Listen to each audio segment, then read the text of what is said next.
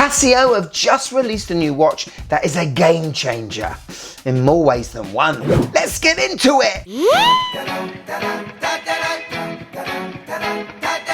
Yes, and welcome to the Mad Watch Collector Show. Now today is a few firsts on this channel. One, this is the very first Pro Trek I've ever had on the MWC universe. And two, this latest release from Casio is a bit of a game changer. Now the Pro Trek line has been around since 1995. It's sort of Casio without G-Shock, making the ultimate hiking mountaineer's watch. The Pro Treks have been known for being a little bit out there when it comes to design. But the Pro Trek of 2025 is not only a kind of reserved design, but also I can see it being a watch a lot of people are going to want due to its not so humongous size, great load of features, and really cool sleek design. Now this watch has not yet been released on the UK market. I actually bought this on the Discovery Japan website. The actual watch cost me just over £200, and with the import tax being around £45, this was not a cheap Casio. However, with the obvious signs that Casio have been dumbing down their budget watches, if you want to see the best Casio have to offer, you gotta pay a bit more. But is this new Casio Pro Trek a watch I think you should take a look at? And what does the wife think? Are you Pro Trek ready? Let's go.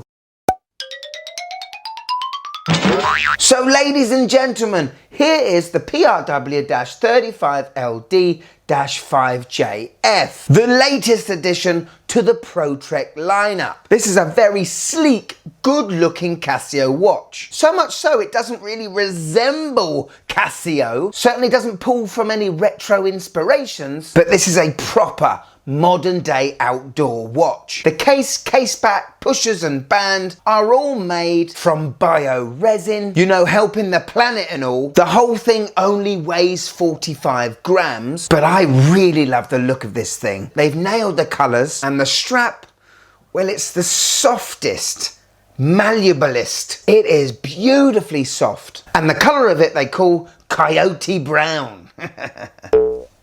Yeah, so yes, it's a resin case. We have a lovely finish to the bezel, which has compass points on it. The LCD display is protected by a mineral glass, and we can see the Pro Trek logo at the top. I really do like that. We have Casio printed on the LCD screen. Anyway, we have 5 pushers in total, 2 on the left and 3 on the right. And I really do appreciate the meat cleaver texture to those right pushers. Those are the ones that mean business. So those are the ones that have been given the best design treatment. But overall, I really like it. Quick spec check. Okay, now these dimensions are very deceiving. You'll find out why when I have this on my wrist. But from left to right, the case is 44.5 millimeters. From top to bottom, it's 51.2. We've got a thickness of 13 millimeters. And from my understanding, we have a lug width of 22 millimeters. These are very unique lugs. They do stretch out a lot, but because they're not thick, I don't think we're gonna have a problem on my wrist. Now inside this bad boy we have a 3852 module. It's solar powered, we've got multi-band 6, and it comes with the triple sensor. Top right pusher we have the digital compass, the 3 o'clock pusher we have the barometer, and at 4 o'clock we have the altimeter. When it comes to modes, we have world time up to 48 cities. We have a stopwatch. As you can see, the time is still showing on the screen, which I do appreciate. But unlike many other Casios, even budget ones that cost £20, this stopwatch is only a 1/10 of a second. I prefer a 100th of a second, especially with digitals, but that's something to keep in mind if you are 100th of a second inclined. We have a countdown timer, 4 alarms and a snooze alarm. The M at the bottom shows the battery indicator, so at the minute it's medium. We have the power saving mode on, which means this watch shuts off if it's not being used and it's in the dark. Once you put it on your wrist, it turns back on. But now for Casio's party piece. This is the first time it's ever been used on a Casio watch. This LCD display has come equipped with a phosphorescent dial. What? I know, yeah.